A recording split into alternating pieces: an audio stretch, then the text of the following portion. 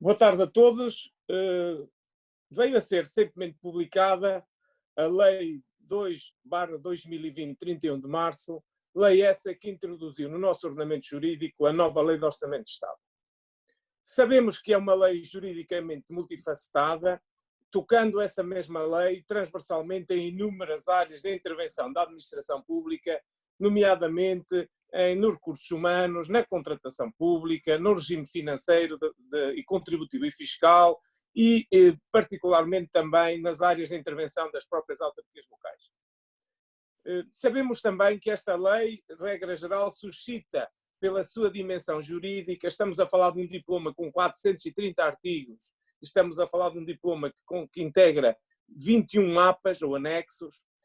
Dizia eu que estamos a falar de uma lei que normalmente traz e aporta consigo soluções inovadoras para a administração pública e, por essa razão, a ATAN decidiu que este segundo debate, o DJ-ATAN, se dedicasse precisamente à avaliação jurídica e prática desta lei, destacando as suas principais alterações no que diz respeito à gestão dos recursos humanos na área das autarquias locais.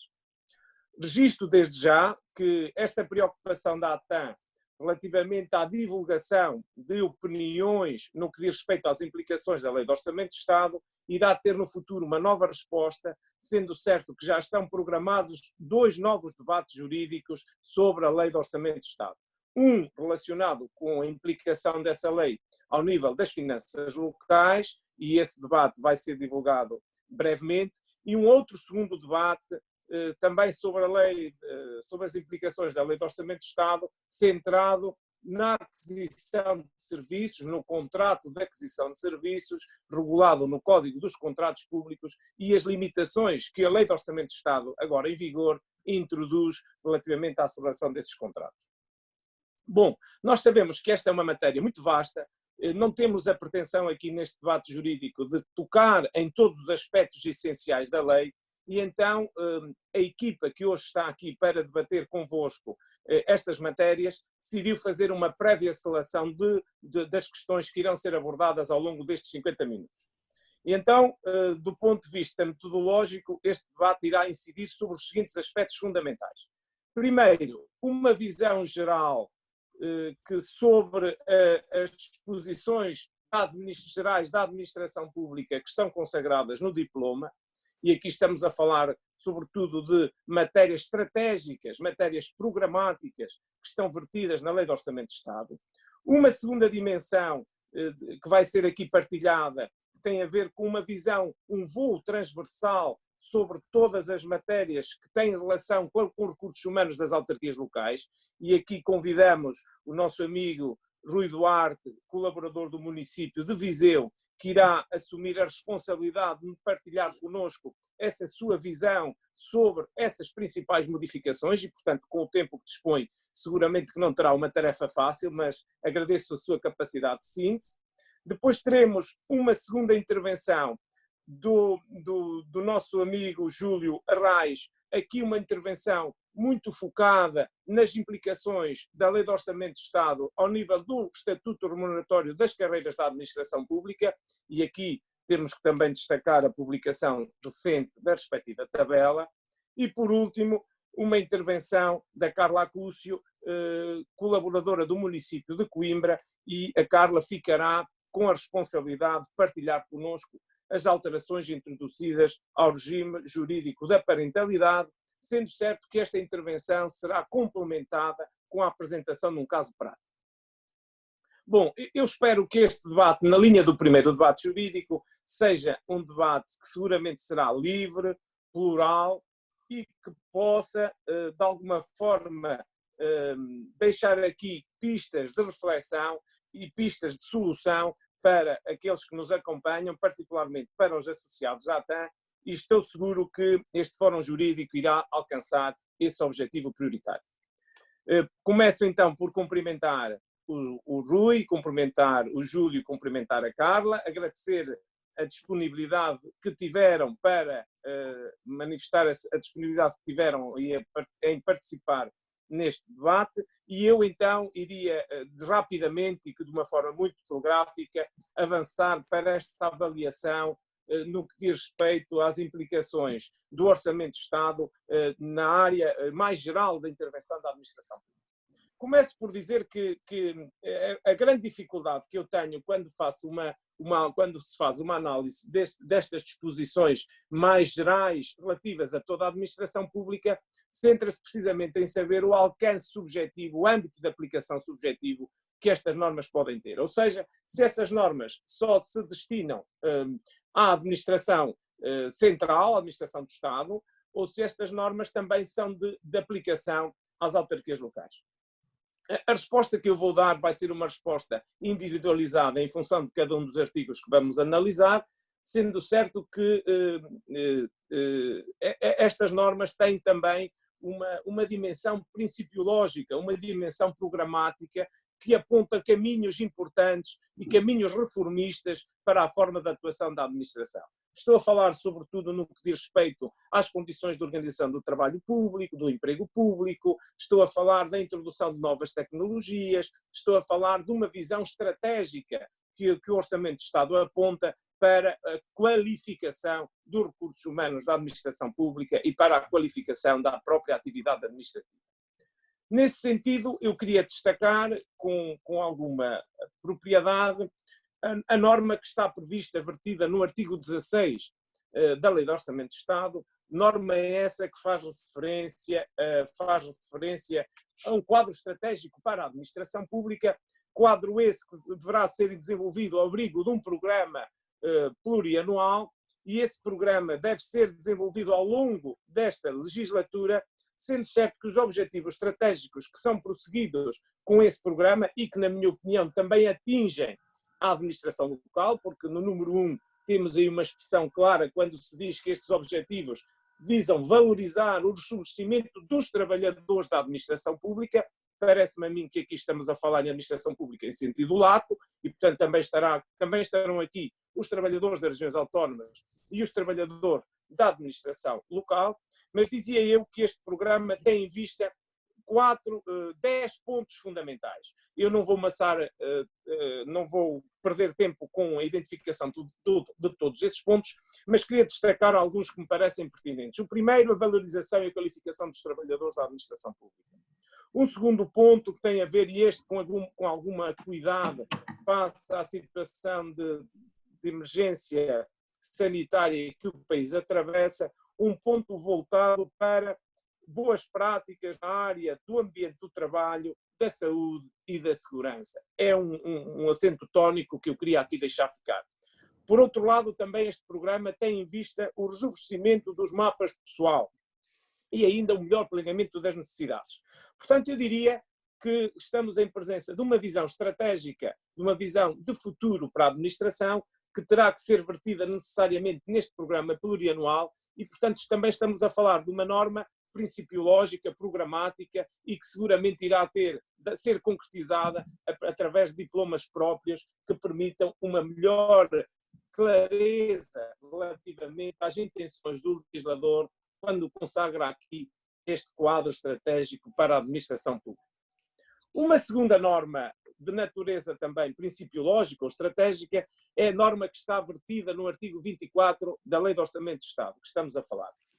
Essa norma do artigo 24 relaciona-se com os incentivos à inovação na gestão pública. Eu penso que o Rui Eduardo também irá tocar neste assunto, mas é evidente que esta norma tem uma importância transcendental, porque nós já sabemos que na sequência desta crise que estamos a viver, nada será como antes e a administração pública irá seguramente também colher desta crise algumas oportunidades de mudança.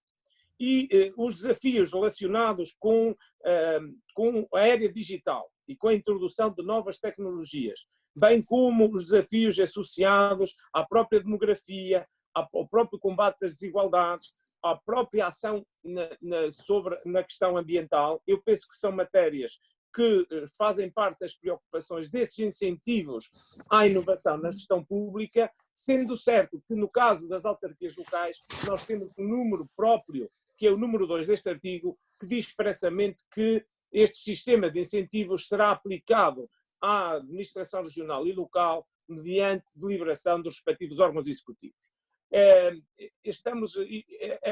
A boa operacionalização desta norma está ainda dependente de norma concretizadora, como é evidente, mas julgamos que é uma boa solução, uma boa iniciativa, esta política de incentivos à inovação na gestão pública.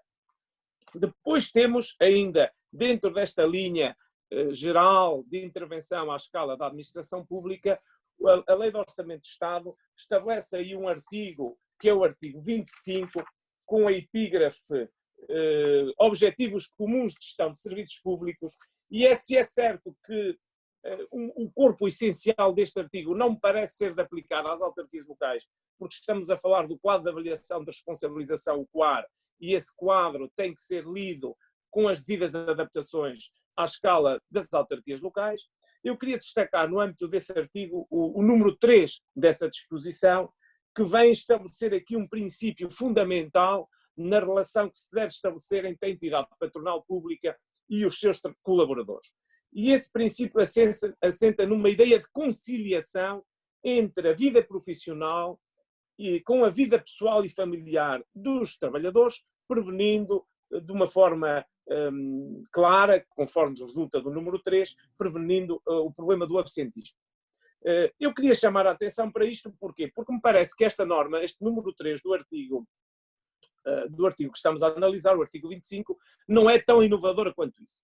Consultando a Lei de Trabalho em Funções Públicas, nós podemos colher esta mesma orientação no artigo 82 dessa lei, sendo certo que essa lei acaba por consagrar uma ideia substantivamente idêntica, e ideia essa que faz com que a administração tenha o dever de criar condições, portanto está vinculada à administração a criar condições para que haja uma efetiva compatibilização entre a vida profissional, a vida pessoal e familiar dos trabalhadores, e isso irá obrigar seguramente no futuro a administração a adotar um novo modelo de organização do trabalho, novo modelo de horário de trabalho, que possa permitir uma efetiva compatibilização entre estes dois valores fundamentais.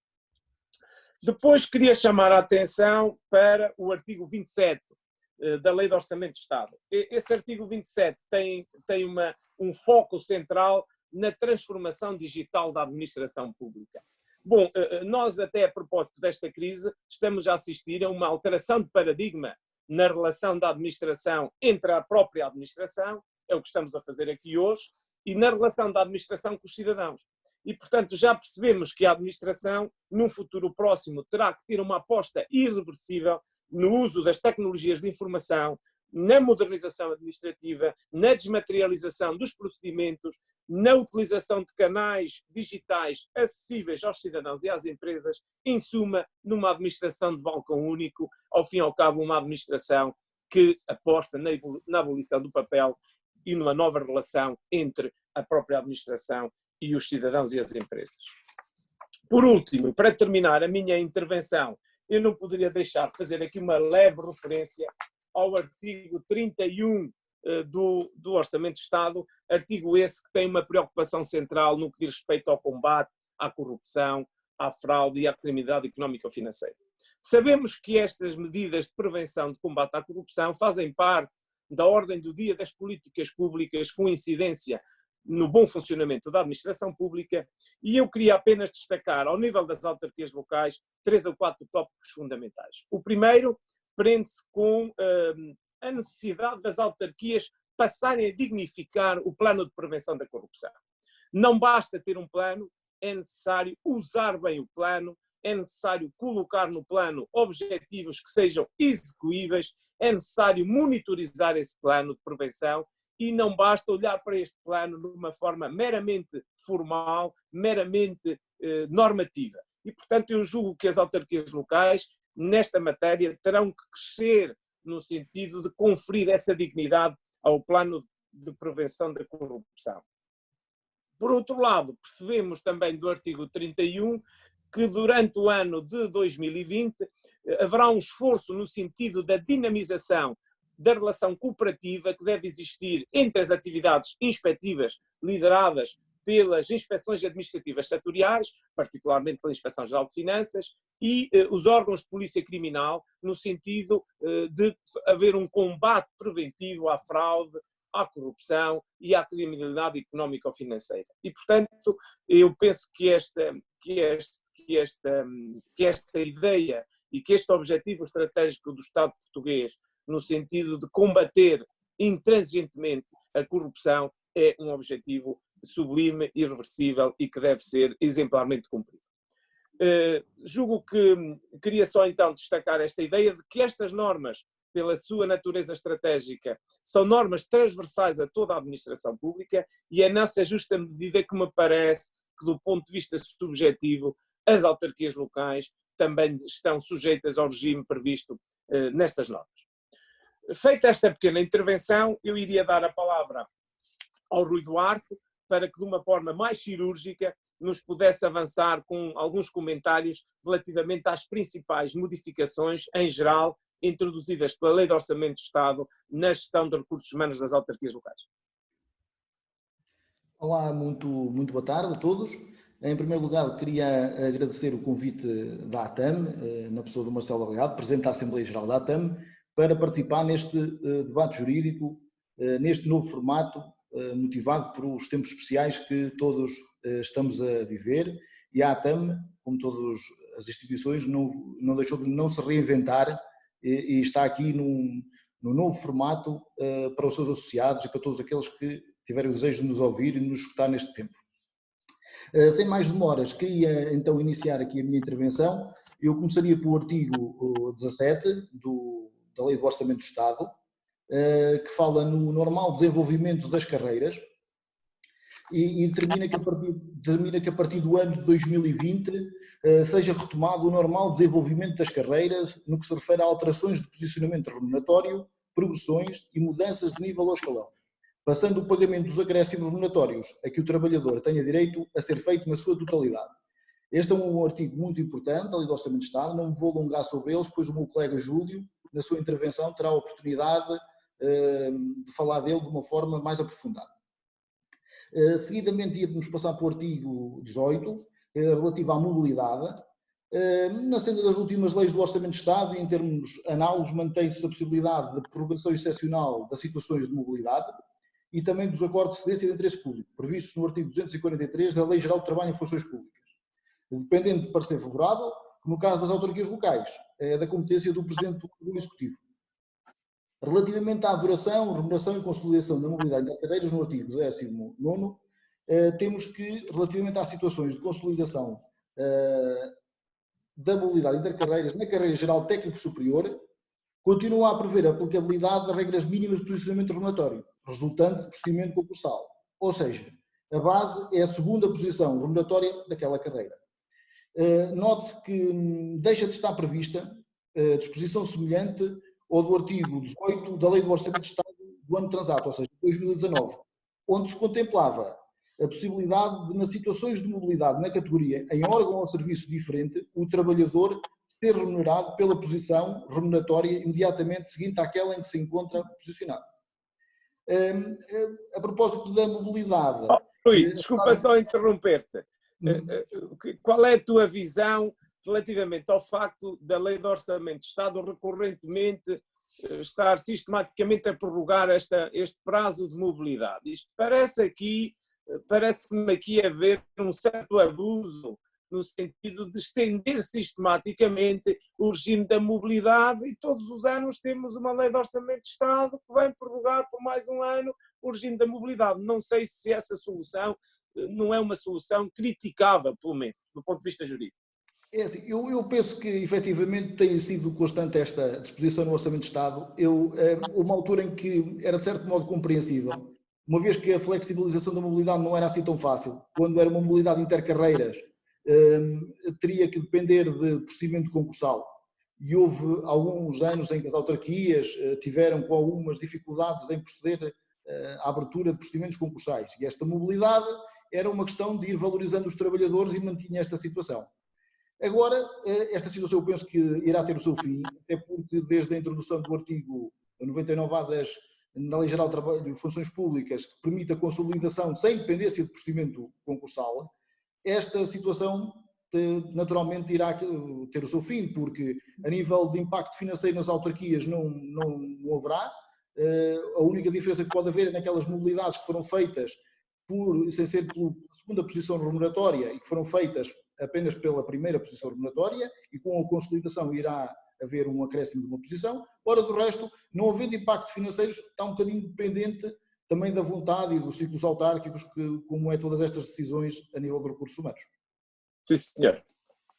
A proposta da mobilidade, queria só referir aqui o artigo 36, que é um artigo que vem dizer, que vem falar de programas específicos de mobilidade e outros instrumentos de gestão.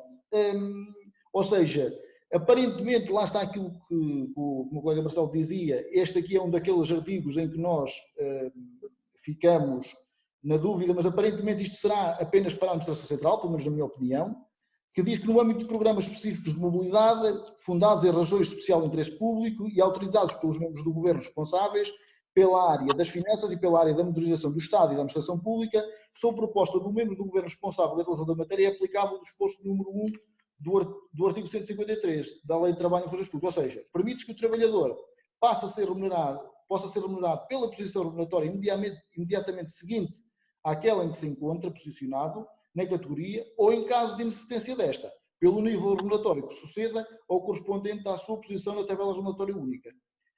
Por fim, só a propósito desta mobilidade. Esta mobilidade opera por decisão do órgão ou serviço de destino com dispensa de acordo do órgão ou serviço de origem, desde que exista a aceitação do trabalhador. Ou seja, basta o projeto existir, o serviço para onde querem que ele vá, ou para começar o início da mobilidade, e o serviço de onde ele é originário não vai ter voto na matéria, digamos assim, desde que haja aceitação do trabalhador.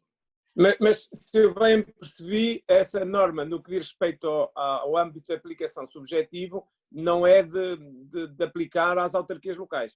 Certo. É esse o meu entendimento. Porque isto tem aqui uma lógica da Administração Central, ou seja, isto tem a ver com, digamos, ministérios e organismos da Administração Direta ou Indireta do Estado, ou seja, um pede a acordo do trabalhador e ele vai, tudo dentro da mesma esfera. E isto, naturalmente, até porque tudo que é desde a Administração Direta e Indireta, as transferências são feitas através via Orçamento de Estado, ou seja, não há aqui grandes flutuações, enquanto se isto se aplicasse a autarquias locais, parece-me que teria que haver um acordo, pelo menos entre as duas autarquias, como agora acontece no regime geral, porque iria levar a situações em que as autarquias seguissem sem os seus trabalhadores, sem possibilidade de rapidamente suprirem essas faltas.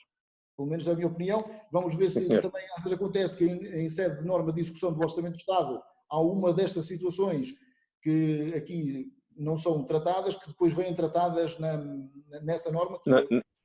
E depois vamos aguardar então ver o que é que por aí vem. Tá bem? Seguidamente, aqui eu gostaria de falar aqui no combate à precariedade, ou seja, o artigo 21 do Orçamento de Estado. Este artigo 21 diz que até ao final de 2020 será concluído o Programa de Regularização Extraordinária de Vínculos Precários na Administração Pública, PREVAP, o denominado PREVAP, sendo que os procedimentos concursais previstos na Lei 112 de 2017, de 29 de dezembro, são explicáveis as regras de possibilidade de substituição de habilitação exigível fixadas no número 2 a 4 do artigo 34º da Lei de Trabalho e Funções Públicas. A regra é esta que estava também prevista já na Lei do Orçamento de Estado para 2019, no seu artigo 31. Esta situação aqui também pode ter aplicabilidade nas autarquias locais, porque existem procedimentos que foram iniciados e não foram concluídos, não é?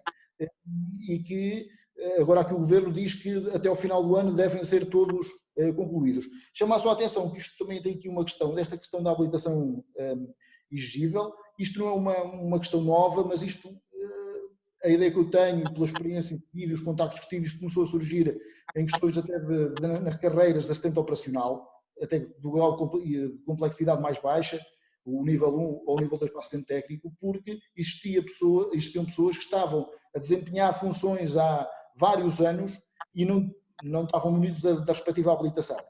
E colocou-se no início este problema porque, ou seja, reconhecer aquilo como uma necessidade permanente do serviço e abrindo o concurso, depois eles não teriam habilitações para poder vir ao concurso. E então esta norma veio prever que tivesse esta aplicabilidade do que já previsto na Lei de Trabalho em funções públicas, das pessoas poderem fazer-se valer da sua formação para poderem aceder aos concursos e regularizarem as suas situações. Mas, Rui, desculpa interromper-te, para concretizarmos melhor para quem não está a acompanhar. Se uma junta de freguesia tiver iniciado um procedimento de regularização extraordinária para dirimir essa questão dos vínculos precários, e se o prazo que estava definido na lei já está extinto, poderá essa junta de freguesia, agora socorrendo-se deste comando normativo constante na Lei de Orçamento de Estado, poderá ela continuar a desenvolver esse procedimento? É isso que tu quiseste dizer? É exatamente isso. Ou seja, pode socorrer-se deste normativo para concluir o procedimento ainda aberto. Atenção, não fica aqui a ideia que pode ser para regularizar e iniciar novos procedimentos de precariedade que, entretanto, se venham constituindo, porque aquilo está tudo localizado no momento cá atrás no tempo. Tem a ver Claro. para determinar estas situações, tanto nas autarquias, como, sobretudo, eu penso que as autarquias aqui tiveram um comportamento muito rápido e foram tomando decisões e regularizaram praticamente tudo. Eu acredito que até existam mais situações por regularizar no Estado Central do que propriamente nas autarquias locais, pelo conhecimento que eu vou tendo, pelo menos aqui da experiência. Certo. Depois queria falar então dos incentivos à inovação. Já foi falado pelo Marcelo, eu não vou falar muito disso. Efetivamente isto também é os incentivos, quer dizer, aqui são práticas, é o estímulo a práticas inovadoras de gestão pública, que é na dimensão interna, na melhoria da eficiência, na qualidade da gestão, dimensão externa, qualidade dos serviços públicos, na resposta aos desafios da transição digital, da demografia, das desigualdades e deste tema que agora ficou um bocadinho mais importante devido às decisões da Comissão Europeia e tomadas que têm a ver com a ação climática e do compromisso que o governo português fez de atingir certas metas neste âmbito. E como já foi dito, estes sistemas de incentivos podem ser aplicados à administração local mediante deliberação dos seus órgãos executivos. Relativamente ao artigo 33, a previsão dos prémios de desempenho, ou seja, a previsão da possibilidade de, em 2020, poderem ser atribuídos prémios de desempenho até o montante legalmente estabelecido, que é o equivalente até uma remuneração base mensal do trabalhador, dentro da dotação inicial aprovada pelo efeito, obviamente. Isto não suscita grandes dúvidas, que é uma situação que já existiu, prémios de desempenho, depois foi suspensa, como todos sabemos, retomou-se depois com algumas limitações em alguns orçamentos de Estados, deixando um bocadinho aos orçamentos de cada autarquia local e à disponibilidade financeira que tinham, e agora vem aqui perfeitamente balizado isto. Artigo 50, contratação de trabalhadores por pessoas coletivas de direito público e empresas do setor público e empresarial. Neste artigo, eu queria destacar aqui apenas o número 5 deste artigo, peço desculpa, o número 5, onde prevê que as pessoas coletivas de direito público e empresas do setor empresarial local que gerem sistemas de titularidade municipal de abastecimento público de água, de saneamento, de águas residuais urbanas ou de gestão de resíduos urbanos, podem proceder à contratação de trabalhadores sem prejuízo de terem de assegurar o cumprimento das regras de equilíbrio financeiro aplicáveis. E ainda que as contratações de trabalhadores efetuadas em violação do presente artigo são nulos de acordo com o número 6 deste artigo. Terá esta aplicação mais especial à parte das empresas que trabalham nestas áreas da gestão de resíduos e de águas e saneamento. No artigo 51, o recrutamento de trabalhadores dos municípios em situação de saneamento ou de ruptura, isto é uma situação que também é uma que já vem dos orçamentos de Estado anteriores, ou seja, mantém-se para este tipo de municípios a regra de proibição de recrutamento de trabalhadores, podendo ser excepcionalmente aprovadas aberturas de procedimentos pela Assembleia Municipal sob proposta da Câmara Municipal, desde que se cumpram essas situações excepcionais previstas no número 2 deste artigo. Constitui exceção a esta regra a abertura de procedimentos que decorram da conclusão da implementação do PREVAP, ou seja, aqui está também um complemento à resposta da questão anterior, ou seja, excepciona-se a conclusão da implementação do PREVAP, do Programa de Regularização, da substituição de trabalhadores no âmbito do processo de centralização de competências e das necessidades de recrutamento excepcional de trabalhadores, no âmbito do exercício de atividades resultantes da transferência de competências para a administração local na área da educação. Pronto, existe aqui um cuidado do legislador, porque se prevê que, para já, alguns dos municípios que aceitaram e outros que ainda venham a aceitar, na área da educação, e este Orçamento de Estado é para 2020, mas o ano letivo será o ano 2020-2021, e iniciar-se-á neste ano. Depois, queria falar aqui de uma alteração ao Estatuto dos Eleitos Locais, que vem no Orçamento de Estado. Isto pode ter implicações nos recursos humanos, porque são recursos humanos que processam também e tratam dos vencimentos dos eleitos locais. E houve aqui o artigo 399, vem fazer uma alteração aqui ao Estatuto, altera o artigo 5º do Estatuto dos Eleitos Locais, da Lei 2987, 30 de junho, na sua atual redação, clarificando que o direito à segurança social é concedido aos eleitos em regime de permanência ou em regime de meio tempo. Existia aqui algumas dúvidas quanto a isto, até para os tempo inteiro não, mas para os meios tempo, e ele vem clarificar e fazer esta alteração. E também faz aqui no artigo 405, que também tem a ver com os eleitos locais, tem a ver mais especialmente com a nomeação dos membros do Conselho de Administração dos Serviços Municipalizados. Atualmente, os serviços municipalizados, os membros do Conselho de Administração é composto por os vereadores e presidente da Câmara Municipal, sem direito à remuneração, e agora, o que acontece? Vem, com este artigo aqui do Orçamento do Estado, é alterado o artigo 12º da Lei 50 de 2012, 31 de agosto, deixando de restringir a nomeação dos membros do Conselho de Administração a membros do Executivo Municipal, prevendo que a duração do seu mandato é 3 anos e a sua remuneração será estabelecida por portaria pelos membros responsáveis autarquistas que irá sair. Esperamos que a breve trecho, porque, efetivamente, isto era uma situação em que os presidentes das câmaras e vereadores acumulavam funções executivas e sem qualquer remuneração, e a dedicação a estas áreas também é intensa e requer muito trabalho. Mas se eu bem percebi, essa alteração ainda carece de publicação de portaria. Certo, a alteração está feita, mas enquanto não for definido o estatuto remuneratório desses, não pode haver nomeações, porque não pode haver trabalho sem remuneração, e vamos ter que aguardar. Esperamos que não aconteça, como há alguns casos em que nós sabemos em que portarias ficam pendentes, e nesta matéria dos recursos humanos, relembro aqui a questão da isenção do trabalho, não é? Existe uma parte lá em que se disse que efetivamente iria ser regulado por portaria, e essa portaria não chegou a existir. Esperamos que isto não seja uma questão destas, até porque parece que aparece aqui, parece uma redundância, mas surge aqui esta norma, parece que para resolver um problema premente, levantado pelos autarcas de estarem a acumular funções e não poderem nomear ninguém, porque a lei não previa que outro tipo de trabalhadores ou gestores pudesse fazer este trabalho. Queria falar ainda do artigo 406, que foi uma alteração à lei do trabalho em funções públicas.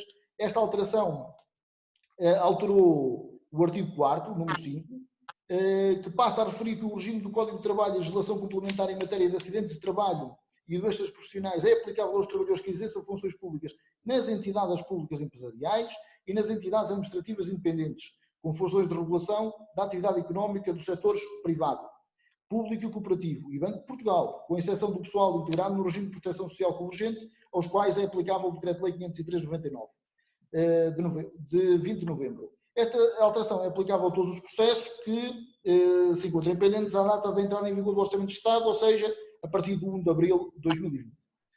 O artigo 412 é o último que eu tenho aqui da parte do Orçamento de Estado e que fala nas alterações ao diploma da ADSE. O Decreto-Lei 118/83 de 25 de fevereiro é o diploma que estabelece o funcionamento e o esquema de benefício da Direção-Geral de Proteção Social aos funcionários e agentes da administração pública, é alterado por este artigo nas seguintes dimensões, ou seja, em regras em matéria de pagamento das comparticipações, o artigo 57, os pagamentos de despesa, artigo 61, e a entrega de documentos através do artigo 63. Eu tentei ser o mais sucinto possível do Orçamento de Estado. Eu gostava só de fazer aqui, e com a autorização do coordenador aqui deste painel, só rapidamente uma passagem só por 3 diplomas aqui do regime das medidas excepcionais e temporárias relativas à pandemia do Covid-19, com especial incidência na gestão de recursos humanos, uma vez que, a par do Orçamento de Estado, esta lei veio impor e alterar algumas coisas importantes. Eu serei o mais sucinto possível. Não sei se o colega Marcelo... Ainda podes utilizar a palavra. Pronto, obrigado. Com estas medidas excepcionais, só queria aqui destacar o Decreto-Lei 12A, 2020, de 6 de abril, que estabelece as medidas excepcionais e temporárias relativas à pandemia e doença Covid-19. E queria destacar aqui o artigo 32A. Este artigo estabelece que a aprovação e a fixação do mapa de férias até dia 15 de abril, por remissão da alínea I do número 1 do artigo 4, do número 1 do artigo 122, do artigo 126 da Lei Geral de Trabalho e Funções Públicas, respectivamente, pode ter lugar até 10 dias após o estado de emergência. Ou seja, foi renovado recentemente agora o estado de emergência, ou vai ser, está a sair a publicação do decreto do governo, e 15 de abril já não era, porque nós estávamos no estado de emergência penso que era até hoje, por isso, 10 dias após o termo do estado de emergência, se não houver mais nenhum, ou os que houver, 10 dias depois é que nós iremos aprovar. Eu penso que isto é importante, até porque, como está a mexer isto tudo com a administração pública, central e local, esta norma veio, digamos assim, empurrar no tempo a aprovação do mapa de férias. Depois o decreto-lei número 10A de 2020, que estabelece as medidas excepcionais também temporárias de resposta à epidemia SARS-CoV-2 e que aplica a prevenção, contenção, mitigação e tratamento de infecção epidemiológica Covid-19, bem como a reposição da normalidade e sequência da mesma. A este propósito, queria realçar que foi publicado recentemente o esclarecimento pela Legal sobre a aplicabilidade dos capítulos 8º e 10º deste decreto-lei às autarquias locais, na sequência de várias questões levantadas relativas à aplicabilidade do mesmo à administração autárquica, nomeadamente em matéria de faltas ao trabalho motivadas por assistência inadiável a filho ou outro dependente de cargo menor de 12 anos, ou independentemente da idade, com deficiência ou doença crónica decorrentes da suspensão de atividades letivas e não letivas presenciais em estabelecimento escolar ou equipamento social de apoio à primeira infância ou deficiência e formas alternativas de trabalho, nomeadamente no que respeita ao regime da prestação subordinada a teletrabalho. Eles concluíram que recomendam a aplicabilidade destes regimes excepcionais às autarquias locais e demais entidades da esfera local, atendendo às finalidades que o legislador pretende acautelar com os mesmos e tendo em conta que os casos que a lei não preveja são regulados segundo a norma aplicável nos casos análogos, porque aqui não era muito claro isto se aplicava. Sim, sim. Rui, obrigado. Depois, na fase final, nós poderemos voltar a trocar impressões sobre as implicações desta legislação na área da pandemia, com incidência na gestão de recursos humanos das autarquias locais. De qualquer maneira, este aditamento da tua intervenção no que diz respeito a essa legislação foi muito importante para quem nos está a acompanhar. Seguidamente, eu iria dar a palavra ao Júlio Arraes para nos falar um pouco sobre as implicações da Lei de Orçamento de Estado no que diz respeito ao Estatuto Remuneratório e também da respectiva tabela. Boa tarde, cumprimento os colegas de painel, naturalmente, e todos os colegas que nos estão a ouvir também online. Muito boa tarde a todos. Muito obrigado pela vossa presença, quer no painel, quer fora dele. Os meus agradecimentos também à ATAM pelo convite e a minha intervenção será muito curta e prende-se apenas com ao nível da Lei do Orçamento de Estado, com este artigo 17 que o colega Rui falou. Este artigo 17 refere que entra no normal funcionamento, ao fim e ao cabo, as progressões dos trabalhadores da administração pública e refere que são contados os pontos sobrantes que não foram contados enquanto as remunerações enquanto estiveram proibidas as subidas remuneratórias. E isto tem criado aqui algumas dúvidas relativamente a estes pontos sobrantes, que alguns colegas fazem aqui a ligação disto com a valorização remuneratória que ocorreu no Decreto-Lei 29 de 2019, que desde 1 de 1 de 2019 houve ali para as posições remuneratórias mais baixas uma subida que levou à perda aí de pontos, e também com a atual valorização remuneratória recente, a Decreto-Lei 10B de 2020. O que é que acontece? Este Decreto-Lei 29 de 2019 vem, no artigo 3º, obrigar a que todas as pessoas, todos os trabalhadores que tivessem uma remuneração inferior a 637,07 € seriam posicionados na posição remuneratória correspondente a estes 637,07 €. E essa posição remuneratória é a posição 4ª, ou nível 4. Isto coloca-se essencialmente nas categorias de assistente operacional, entre outras muito baixas. E o que é que diz depois o número 3 desse artigo 3º? Que os trabalhadores que beneficiarem de uma subida igual ou superior a 28 euros perdem os pontos que tinham relativamente às suas menções avaliativas. E os trabalhadores que que tiverem uma subida inferior a 28 euros manterão esses pontos. E é aqui que está a questão destes pontos sobrantes, porque vem-se hoje chamar isto à colação com a Lei do Orçamento de Estado e com a nova valorização remuneratória, dizendo então, e estes pontos aqui que estamos a falar agora, que está lá atrás em 2019, não contarão agora à luz deste artigo 17 da Lei do Orçamento ou à luz da nova estrutura remuneratória que foi criada com o 10B de 2020? Entendemos que não. Porque o que faz o legislador ali na valorização remuneratória de 2019, o que faz é como se de uma progressão se tratasse. Ele faz uma valorização remuneratória, tanto que ele diz no artigo 3º, no número 3, diz que o trabalhador é colocado na posição remuneratória correspondente. O que é que acontece? Ele está na primeira posição, ou na segunda, ou na intermédia terceira, quarta, e é colocado na quarta. Há aqui uma subida da segunda ou da intermédia para a quarta posição. E depois o que o legislador faz é, uma vez que ele sobe aqui para esta posição, perde, porque senão iria ser beneficiado se mantivesse esses pontos e se tivesse aqui uma subida muito superior aos 28 euros, e lembra que estes 28 euros vêm daquela portaria de 2008, onde, no antecedente, houve inclusivamente alguns técnicos superiores que subiram 33 euros, enquanto outros subiam 150, por causa destes 28 euros que havia desta portaria, que obrigava a que as pessoas tivessem que ter uma valorização, ao fim e ao cabo, inferior a 28 euros para poder ser relevante essa progressão. O que acontece aqui com esta valorização remuneratória de 2019 é exatamente uma subida, uma valorização remuneratória.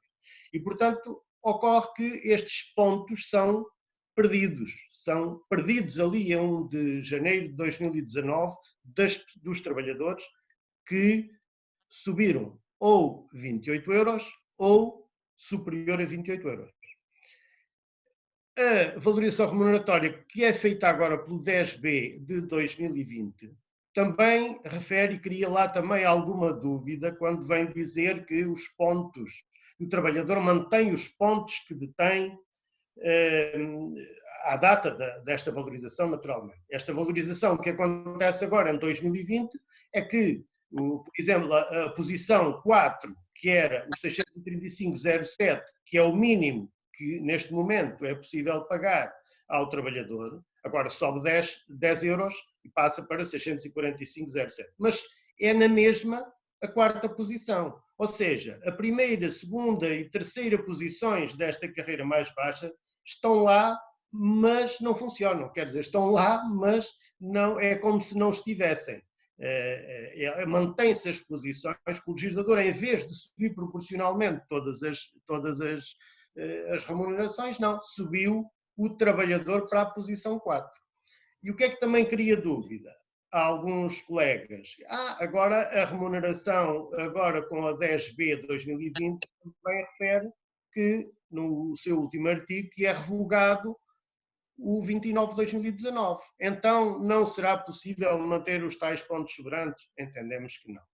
Ele é revogado, mas esteve em vigor. A revogação é para o futuro. Ele esteve em vigor, o trabalhador perdeu esses pontos, o que subiu mais de 28 euros ou 28 euros, perdeu esses pontos em 1 de janeiro de 2019.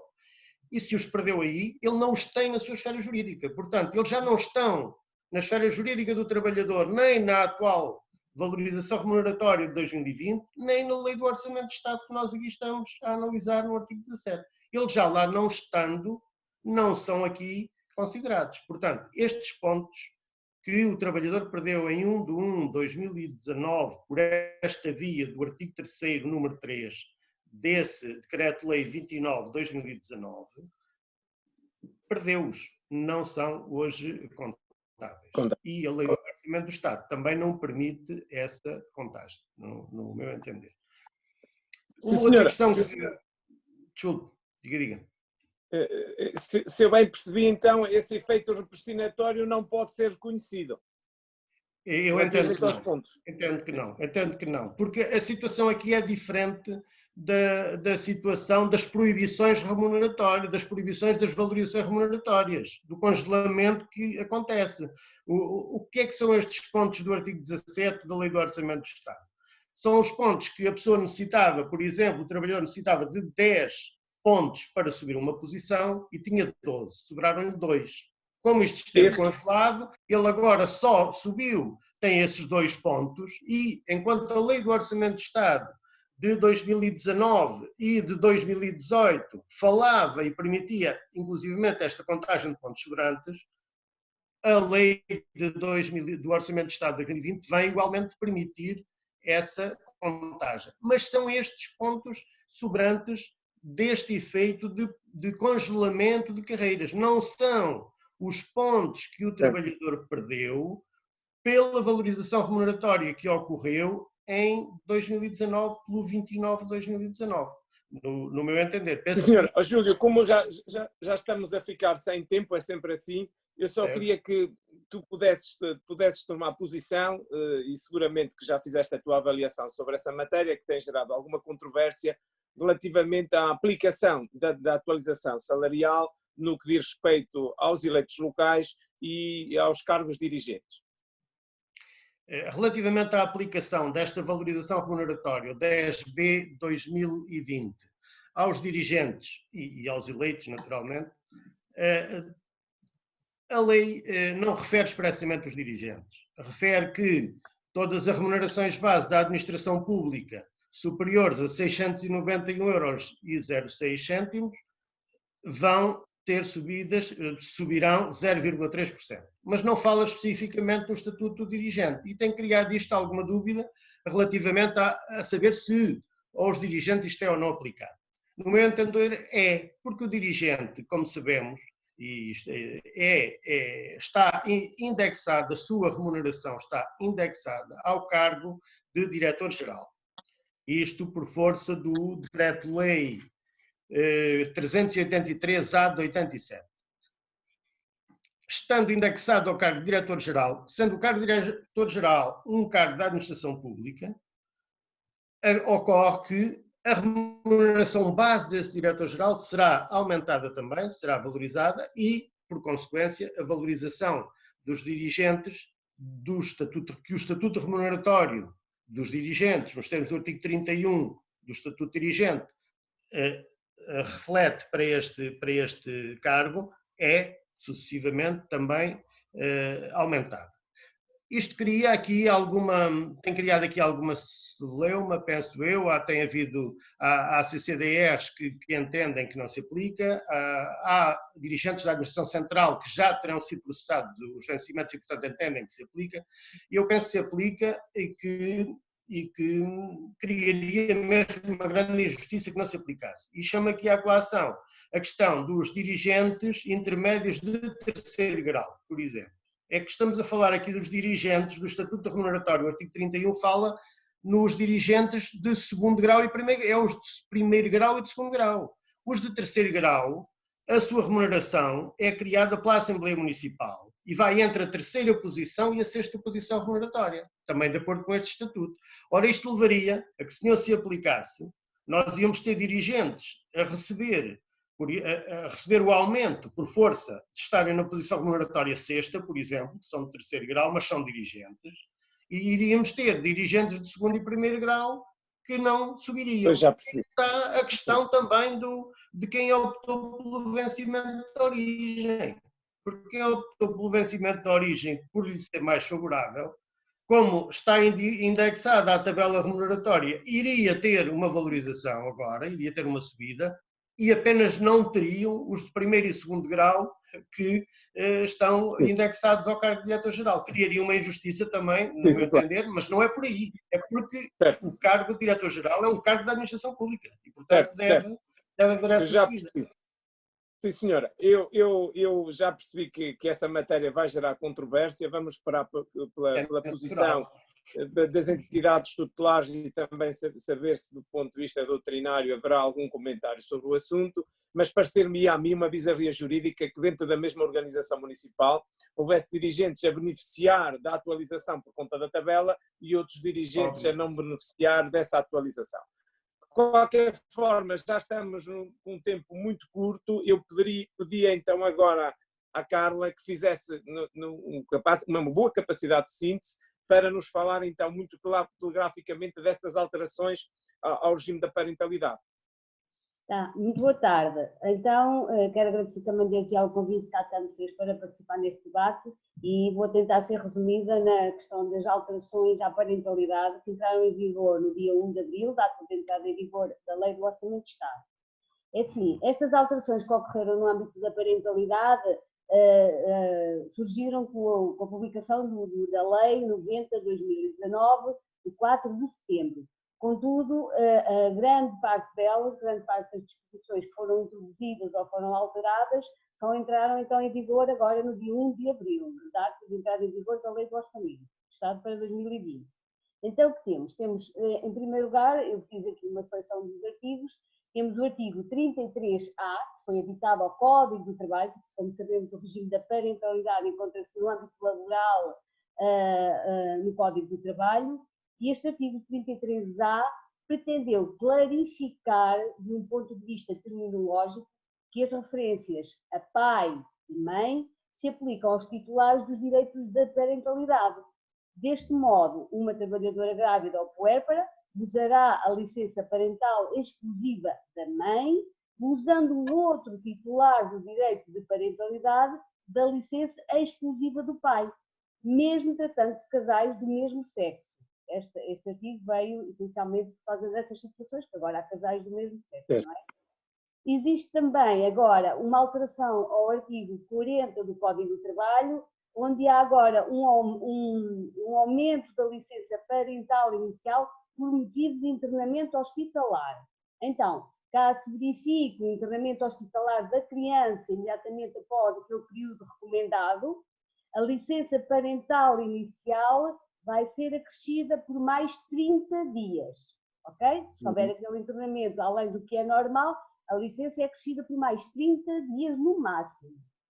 Durante este período, o trabalhador terá direito a um subsídio correspondente a 100% da remuneração de referência e terá que justificar através de da entrega de uma certificação hospitalar.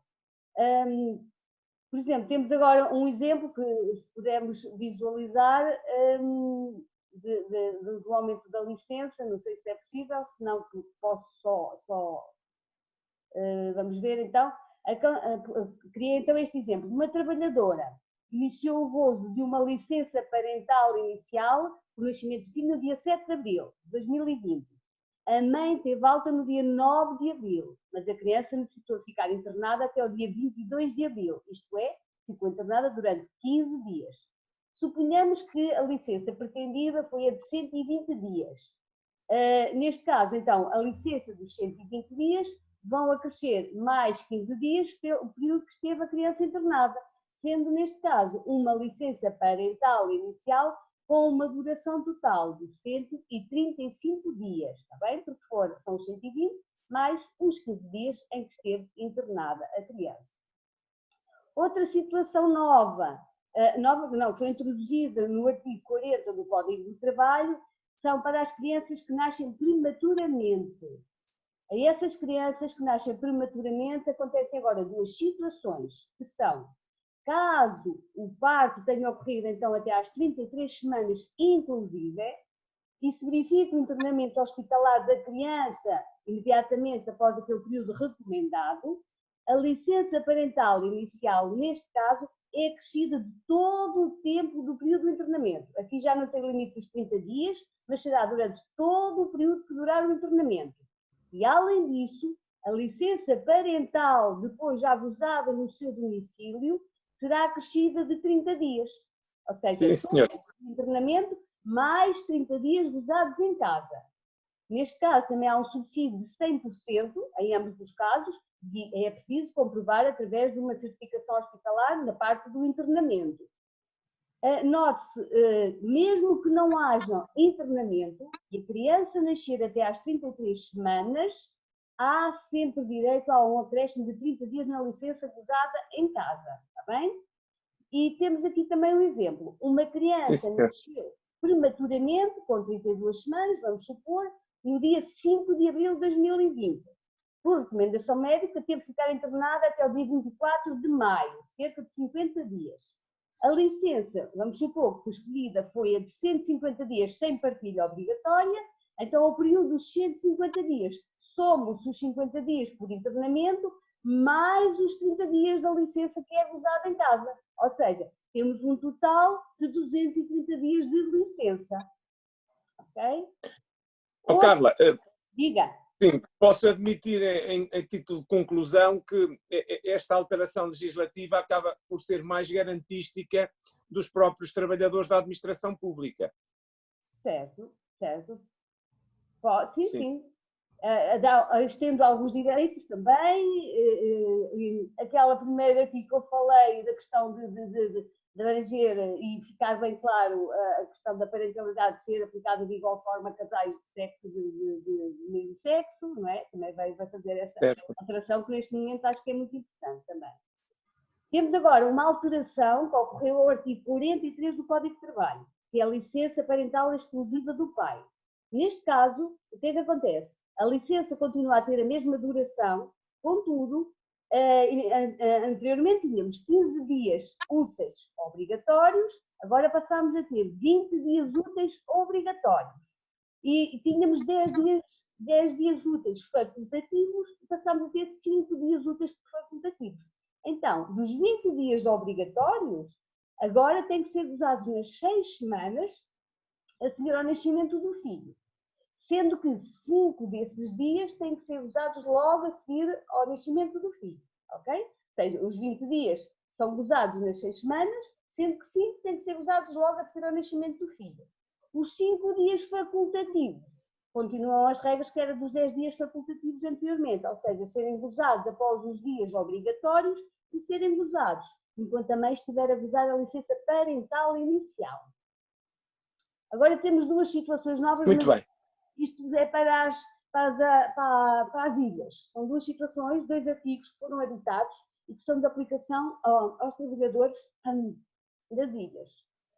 Então, há a introdução do artigo 37A ao Código do Trabalho e é intitulado Licença para deslocação à unidade hospitalar localizada fora da ilha de residência para a realização do parto. Então, este artigo veio, no meu entender, ao encontro do anseio das trabalhadoras grávidas residentes nas regiões autónomas. Passou então a ser possível que a trabalhadora grávida se desloque a uma unidade hospitalar localizada fora da ilha de residência para a realização do parto, por indisponibilidade de recursos técnicos e humanos que na ilha de residência não existam, não é? Esta deslocação é pelo período que haja necessário por prescrição médica e não acresce, aliás, acresce à licença parental inicial escolhida, está bem? É este período mais o gozo da licença parental inicial escolhida pelos progenitores. Muito bem. Para o gozo desta licença, a trabalhadora informa o empregador com atestado médico e indica a duração previsível da licença, prestando essa informação com antecedência de 10 dias ou, em caso de urgência, comprovada pelo médico logo que possível. A outra situação para as ilhas também é a dispensa de um acompanhante da mulher grávida que se encontra numa das ilhas das regiões autónomas sem unidade hospitalar, mas que se precisa deslocar para outra ilha. E aqui também é ditado o artigo 252A ao Código do Trabalho. Neste caso, quais são os familiares que podem acompanhar? É o cônjuge, ou que vive em união de facto ou economia comum com a grávida, ou que seja parente ao fim na linha reta, ou ainda no segundo grau da linha colateral. Neste caso, também só pode a grávida ser acompanhada por uma pessoa de cada vez, não pode ser mais do que uma, e o trabalhador deve entregar ao acompanhante um documento que prove o caráter imprescindível do acompanhamento e da duração da deslocação para o parto, e uma declaração comprovativa passada pelo estabelecimento hospitalar onde se realiza o parto. Okay? Os efeitos destas faltas do acompanhante não determinam a perda de quaisquer direitos, salvo quanto à remuneração. E então, se conjugarmos, temos que conjugar depois o seguinte: a linha F do número 2 do artigo 249 e 255 do Código do Trabalho, onde diz que estas faltas não implicam a perda de remuneração se não excederem um período de 30 dias por ano. Caso excedam, no meu entendimento, elas continuam a ser justificadas, mas há perda de remuneração. Ok? Temos uma situação... Muito bem. Diga. Carla, é que estamos mesmo em cima da hora, agradecia que concluísse a sua intervenção. Estou muito pouco tempo. Então é assim, temos a dispensa para a consulta de procriação medicamente assistida, que já existia, mas que agora está consagrada na parte da parentalidade, que é onde ela devia estar desde o início. Temos agora esta que eu acho também que é importante, que é as faltas por assistência a filhos e a filho com deficiência ou doença crónica, que abrange as faltas dadas no âmbito do artigo 49 do Código do Trabalho, e agora também nesta altura de pandemia que temos, incluem-se também as faltas por isolamento profilático dos filhos, não é? Que os pais tenham que acompanhar os filhos, e também nas situações em que os filhos estejam doentes com a Covid, não é? 19. E há aqui, o que importa reter aqui é que há um reforço na proteção por assistência a filhos dos trabalhadores abrangidos pelo regime de proteção social convergente, uniformizando-se a sua proteção com o do regime geral da segurança social, passando o subsídio a ser de 100% da remuneração de referência. E isto introduzido pelo Decreto-Lei 14D 2020 de 13 de abril. Isto é importante, está bem? Se calhar depois as assistências anexas também deveriam ser mudadas para 100%, mas isto ainda não saiu. Os direitos específicos, também o subsídio mudou para 100%, de acordo com este Decreto-Lei 14A 2020 de 13 de abril. Na licença para assistência a filho, que se encontra no artigo 53, o que é que aconteceu? Ficou agora expressamente incluída a doença oncológica, tendo sido aumentado o prazo desta licença para 6 anos, essencialmente. E para finalizar assim muito rapidamente, porque a mim restou muito pouco tempo. Está bem. Carla, só um minuto. Passou a existir um novo prazo de garantia para ter direito ao subsídio parental inicial exclusivo da mãe após o parto, que são as 6 semanas, e o subsídio parental inicial exclusivo do pai, que são os 20 dias. Bastando agora, para ter direito ao subsídio como prazo de garantia, ter pelo menos um dos 6 meses imediatamente anteriores com prestação efetiva ou equivalente ao exercício de funções, sendo contabilizado o próprio mês, se for necessário, em que começa a faltar. Pronto, muito bem. Posso dizer muito Obrigado, rápido. Carla, pela sua capacidade de síntese. Eu acho que estas notícias, em geral, são boas para os trabalhadores da administração pública, porque me parece que a legislação evoluiu no sentido de introduzir maior justiça e maior justeza no reconhecimento deste regime de parentalidade. Temos que encerrar rapidamente este debate e queria agradecer, em meu nome pessoal e em nome da ATAM, ao Rui, ao Júlio e à Carla e agradecer também a sua capacidade de síntese, porque não é fácil em 50 minutos tocar numa lei que é uma lei ciclópica, diria eu.